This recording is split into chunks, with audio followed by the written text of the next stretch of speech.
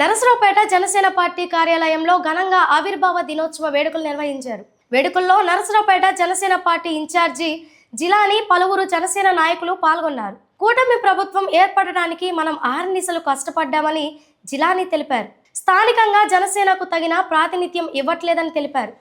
వచ్చే స్థానిక సంస్థల ఎన్నికల్లో అన్ని వార్డుల్లో, గ్రామ పంచాయతీలలో పోటీ చేస్తామన్నారు.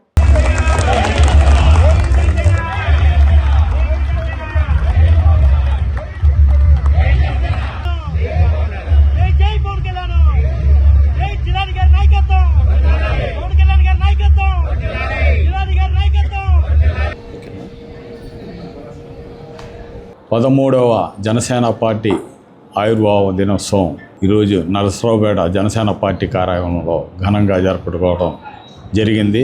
గత 2014లో కులాలకి మతాలకి అతీతంగా పవన్ కళ్యాణ్ గారు కొద్దిమంది కార్యకర్తలతో పార్టీ స్థాపించడం జరిగింది.